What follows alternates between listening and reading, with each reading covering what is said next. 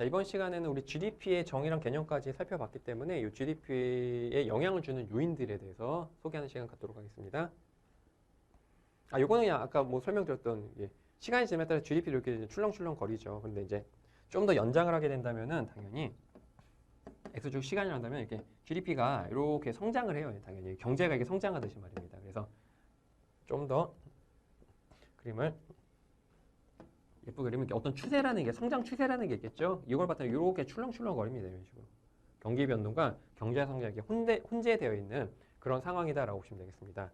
그래서 이제 경제 성장의 큰 틀의 주제는 다음과 같아요. 이 트렌드 자체를 조금 안정적으로, 그러니까 우리나라 이제 경제가 이제 요런 그 성장 속도를 따르는 경제인데 이걸 어떻게 하면 좀 더 가파르게 하면 안 되겠는가라는 얘기입니다. 여러분 이거 그렇다 얘를 무턱대고 이렇게 가파르게 하는 건 말도 안 돼요. 어린 아이가 성장하는 게 거시경제가 성장하는 거와 유사하거든요. 어린 아이가 그 연차에 맞춰서 이렇게 딱딱딱 성장해야 되는데 조그만 신생아가 막 1년 사이에 30kg 찌우거나 키가 막 50cm 크면 이거는 말이 안 되죠. 헐크도 아니고 이거는 안 됩니다. 뭔가 되게 문제가 있는 거예요. 그러니까 경제 성장을 무턱대고 올리는 게 좋은 게 바람직한 게 전혀 아니다라는 얘기입니다. 경제 성장은요. 이렇게 안정적인 경제 성장 수준인데 기왕 이거 살짝 좀 올리면 좋겠지. 그 정도는 괜찮지. 그러니까 우리 애가 또래보다 약간 뭐 1, 2cm, 1, 2, 3cm 정도 좀 키가 좀 더 크고 평균보다 좀 더 덩치도 크면 좋겠지. 근데 막 우리 애가 막 갑자기 중학생이 됐는데 키가 막 3m 20cm 하면 이건 괴물이잖아. 그거는 아니란 얘기죠. 약간 좀 이렇게 가파르게 하고요. 요거 좀 어떻게 하면 살짝 좀 올리면서 안정적으로 유지할 수 있느냐. 이 트렌드 라인 자체를요. 그게 경제 성장률의 주제고요. 그다음에 경기 변동률의 주제는 그렇다면 얘가 이렇게 들쭉하면 이건 말도 안 되죠. 이런 식으로. 뭐 중학생 이제 막 사춘기 아이인데 1학기 때는 몸무게가 170kg였는데 2학기가 야 너 살 좀 빼야겠다 몸무게 줄여 했더니 얘가 24kg로 떨어져. 170에 24kg. 말도 안 되는 거죠. 이런 엄청난 경기 변동이 아니라 이렇게 좀 진폭을 줄이는 이게 경기 안정화 정책이다라고 보시면 되겠습니다. 그 두 가지를 잘 수행해 줘야지 경제가 안정적이면서 꾸준하게 잘 성장을 한다라고 보셔야 되겠습니다. 그럼 우리는 이걸 위해서 그럼 GDP를 잘 관리를 해줘야 될 거 아니겠습니까? 그래서 GDP가 너무 올라가면 야 이거 좀 안 되겠다. 너무 올라야 좀 낮추자. 좀 안정시키자. 쿨다운 하자. 너무 떨어지면 얘를 좀 떠봤다 올려줘야 될 거 아니겠습니까? 그래서 이렇게 경기 변동을 이렇게 안정적 진폭으로 이렇게 줄여줘야 되겠죠. 그러니까 우리 단기적인 관점에서 GDP에 영향을 주는 요인들을 면밀하게 분석해서 걔를 잘 컨트롤해 주는 게 경기 안정화 정책의 핵심 아이디어다라고 보시면 되겠습니다. 자, 그다음에 이제 그 경기 안정화 정책 들어가기 전에 우리 26번째 단원 국민소득 3면 등가에 대한 이야기 한번 해보도록 하겠습니다. 자, 그래서 얘는 이제 국내 총생산 결론부터 말씀드리면 국내 총생산, 국내 총소득, 국내 총지출은요. 사후적으로 항상 등호가 성립한다라는 얘기입니다. 사후적으로는. 그래서 이제 아까 이제 국내 총생산 GDP죠, GDP. 그러니까 역자는 이제 GDP가 되겠죠.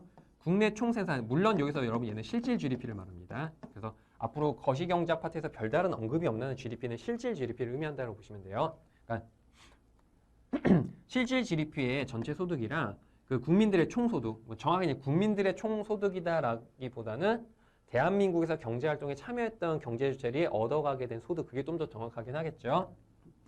이제 걔를 이제 Y라고 좀 쓰도록 할게요. 물론 이제 정식 명칭은 GNI라고 따로 있긴 있는데 이거 좀 약간 결이 살짝 다른 얘기이기 때문에 그냥 대문자로 국내 총소득을 이렇게 대문자 Y로 좀 쓰도록 할게요. 대문자 Y로 총소득.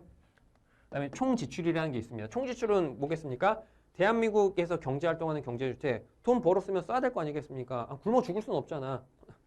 뭐 피자도 사 먹고 뭐 자동차도 새로 한 대 바꾸고 근데 핸드폰도 구매하고 뭐 국산품을 사도 되고 외제품을 사도 되는데 어쨌든 구매는 하겠죠. 씀씀이는 있겠죠. 그거를 이제 총지출이다라고 표현합니다. 그래서 약자로는 A2라고 좀 쓰도록 할게요. 그러니까 Aggregate Expenditure 약자로는 좀 쓰도록 하겠습니다. Aggregate Expenditure. 그래서 사후적으로는 얘네들이 사기 맞아 떨어져야 된다라는 얘기입니다. 총생산과 총소득과 총지출이 맞아 떨어져야 된다라고 해서 얘를 국민소득 3면 등가다라는 거예요.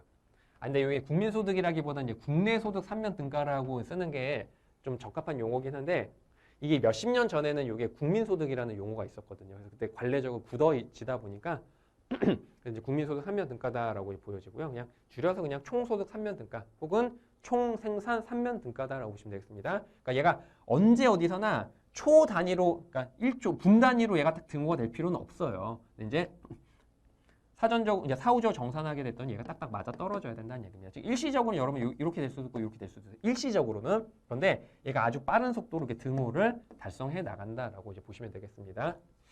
자, 그래서 요거는 이제 요 세부적인 개념을 명확하게 이해하면은 이제 단기적인 관점에서 거시경제 흐름을 좀 명쾌하게 이해할 수가 있겠는데 안타깝게도 요거를 깊게 이해하시려면은 거시경제를 되게 깊은 수준까지 들어가셔야 돼요. 근데 테셋 난이도에서는 그렇게까지는 안 들어가니까 요 국민소득 3면 등가의 원칙은 그냥 액면적인 그냥 수박 겉핥기까지는 아니지만 막 깊게는 파고들지 않고 개념 자체만 좀 설명을 드리도록 할게요. 자, 그래서 이제 먼저 첫 번째 아까 말씀드렸던 GDP랑 Y, 그러니까 총 생산과 총 소득은 예, 등호가 되는 과정인데요. 자, 우리 총 소득 한번 생각해 볼게요. 자, GDP가 있어요, GDP. 자, 기업이 이제 경제활동, 그러니까 생산활동 통해서 이제 매출액을 얻었다 칩시다. 아, 물론 이제 GDP가 좀 판매 기준은 아니지만 여러분이 만약에 회사 다녀가지고 열심히 공장에서 취업해가지고 물건을 만들었는데 물건이 안 팔렸어요. 그렇다고 야 물건 안 팔렸으니까 니들 월급 없어 이럴 순 없잖아. 아 물론 되게 영세하고 중소한 기업, 그 종업은 좀 죄송한데 좀 그 매출이 좀 떨어져서 좀 월급을 좀 늦춰야 될 것 같긴 합니다라고 하지만 월급을 떼먹을 수는 없잖아요. 어쨌든 월급은 나중에 일당은 지급을 다 해줘야 된다고요. 그러니까 꼭 판매 기준이라고만 너무 그러니까 생산 기준으로에만 너무 연연해하지 마시고 어쨌든 기업이 생산을 했어 생산활동 해가지고 하게 된다면 어쨌든 그게 이제 노동자들이라든가 뭐 자본자들한테 다 이게 적당한 가치로 노동 임금과 이자가 지불이 돼야 됩니다. 그게 뭐냐면 바로 임금, 이자, 지대를 다 제공하고 남는 건 바로 기업의 이윤이 되겠죠. 그러니까 이게 이제 GDP 생산활동을 통해서 시장에서 더 매출액이 기록이 되면은 이런 식으로 각 생산 공정에 참여했던 생산활동에 참여했던 거시경제 주체들이 얻어가게 되는 이런 소득 수준을 이렇게 네 가지로 이제 흘러 들어갈 거다라는 얘기입니다.